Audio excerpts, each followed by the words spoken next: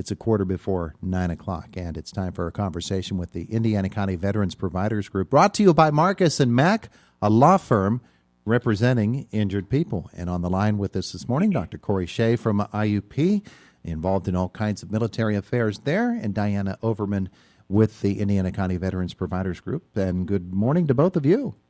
Good morning. Good morning, Todd. Hey, it's good to have you both with us here today as we think about things that are happening, and of course, it's a whole new world, and coronavirus has changed the way that we're approaching it, but you folks both have some good information to share with us today. From the veterans' perspective, Diann, let's start with you. Well, we continue to reach out to all of our veterans here in Indiana County and Western PA. Although the group is not physically meeting, we are still very active as everyone else is finding ways to connect and reach out to people that they're all helping. We continue to be very active with our Facebook page, the Indiana County Veteran Providers Group. We encourage you to like it and refer to it for information on all kind of topics, including the COVID-19 situation. We also are encouraging our veterans to reach out to a couple numbers that are really important if they are in need of any services or in need of any food or help with payments, anything like that. We want them to reach out to the Indiana County Department of Human Services. That is where my office is physically located, and that number is 724-463-8200. My direct line is also available at that physical place, and my email, and I want to give those too. They can contact me directly, and I can reach out to the group and get services for them. My direct line is 724-471-7726, and my email is Diann Overman, DIANNOVERMAN @gmail.com. We also want people to reach out to our Indiana County Veteran Affairs Office. Everybody is familiar with Al Lockard, who is the director at the office. He is also someone that we keep close contact with the group when we have a situation come up when there's a need for a veteran. We put it out to the group, and we instantly get resources and information to give that veteran. That's really, really important. That number is 724-465-3815. So that's a lot of information that I threw at you very quickly, but I wanted to give Dr. Shay a lot of time to talk about the IUP Military Veterans Resource Center and how they're working with veterans. Yeah, Corey, good morning to you again. Good morning. The Military Veterans Resource Center at IUP, probably like every other office over there, is a pretty quiet place right now. It doesn't mean you aren't active, though, huh? No. Yeah, the office has been closed since university basically went remote, started having us all work remotely here since after spring break. But, yeah, we're still pretty active. Still assisting veterans and their families and our military-affiliated students. Particularly, I've been doing a lot of training and been in a lot of contact with the VA to ensure that their benefits are not disrupted. And at this point, the Department of Veteran Affairs has, and Congress and the President, has stepped up to pass a lot of laws to make sure that the benefits continue flowing and that there's no disruption to those payments. Yeah. Have you heard from veterans that there are any particular issues that have come up for them that you could help them address? The biggest issue we've seen to date is for our National Guard and Reserve students. A number of them have actually been called to active duty to assist during the coronavirus, rather it be to go to help assist medical facilities with their processing of patients or to do testing or things like that. So that's been the number one issue we've seen to date. How does that affect the way that they're working within their school requirements? It's a challenge. As you know, IUP, we've gone, like many other universities in the area, we've gone to remote learning and online learning. For a few of them, they've been able to continue to do that because they've still had internet access and stuff. But for a few of them, it's been a challenge, and so we have to work with them to make sure that we can get them a military withdrawal from their classes without any financial penalty or things like that. So one of the interesting things to me about what you do at IUP is that there are students, military-affiliated students, not only from here in Indiana County, but because it is a university with a broad reach, you've got them from all over the place. And so that would make it even more challenging, through my eyes, to be able to maintain contact with each of them. It is. It's a challenge. And IUP, I think all of IUP has done a tremendous job. The faculty, of course, working remotely through online platforms like Zoom. We have through Student Affairs, we have a student engagement committee who's been reaching out to our students. Of course, we're still access available through email, all the telephones.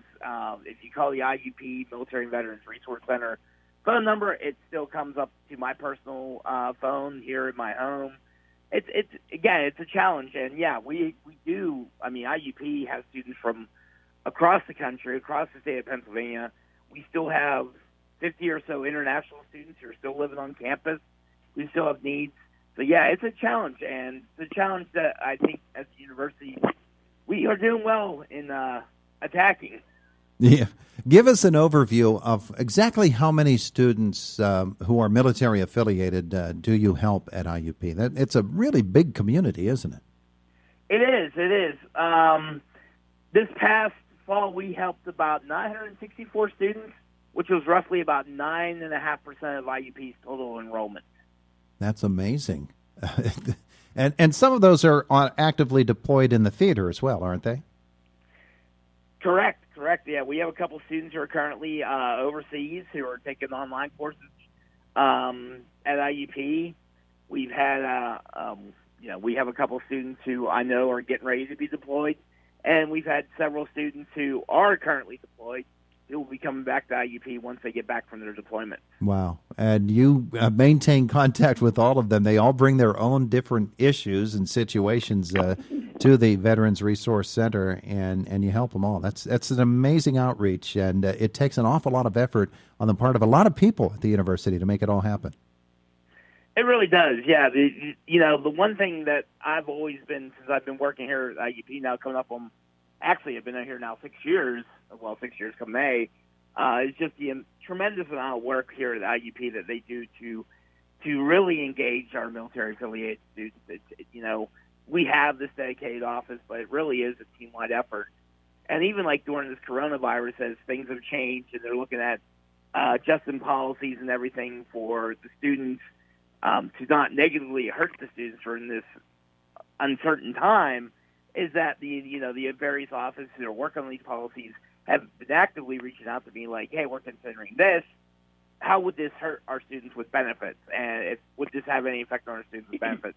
So it really does take a team-wide effort from the admissions to the bursar's office, to the registrar, the faculty, the staff.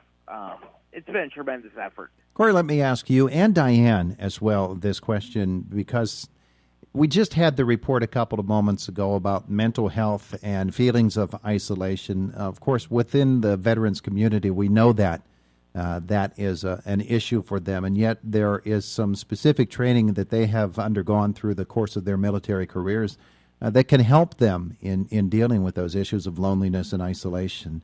Have you had any specific or general concerns about that? Or I'm sure there's a success story or two as well about a military-affiliated student at IUP or just within the Indiana community who, because of their training, has found themselves maybe a little bit better equipped for dealing with some mental issues. I can speak a little bit to that. I think Corey, Dr. Shay could speak a little more to that since he's a veteran himself. When you mentioned doom scrolling, my first thought was that is really a real thing. Like, I have to really even control myself how much, I'm on Facebook or news feeds because it can become so overwhelming. And that is very true for our veterans, too. I do think they do come with a different type of skill sets and resources that they deal with crisis in a different way, just from being around them and coming from a military family. I will say, Indiana County has such a strong safety net for various populations, and veterans are definitely one of them. And even in these challenging times, I find that our strong group has certainly just become stronger and found new ways to reach out to our veterans. And that's heartwarming to me because I think Indiana's a really special place for that. Yeah. Corey, what about you? Well, I haven't heard any specific incidents from any of our military-affiliated students or veterans about isolation. I know it certainly is an issue for our IUP students that we've talked about in various groups and that we're still meeting virtually. But, yeah, I think, being a veteran myself, the training does really help. And with today's technology, I mean, there's so many apps out there. Like the one I can think of is like My Battle Buddy app, where if you're having mental health issues, you can actually go on this app and you can just put it out there really into the unknown, and veterans will respond back to you like, hey, I have that feeling too, and so on. So I think with today's technology, it really does allow veterans to connect with one another like never before. And I know talking with my student workers who are still under contract and they're continuing to work, a lot of them just text each other and they call each other just to stay in contact to help with those feelings of isolation. Yeah, we hear about that family atmosphere a lot when it comes to the military. What was that app again, Corey? It was called My Battle Buddy app. I think it was the name of it. My Battle Buddy app. Yeah. I like it. I like it a lot. And Todd, we are always posting, healthy resources from all types of military sites on the Facebook page, and we really encourage people to use that as a resource during these difficult times too. Absolutely. Absolutely. Very good. Diann Overman, Corey Shay, thanks for spending some time with us this morning, and let's keep praying for the vets. Thank you for having us, Stay safe and healthy. All right. Bye now. Bye-bye. Bye. It is the voice. Bye-bye. It is the voice.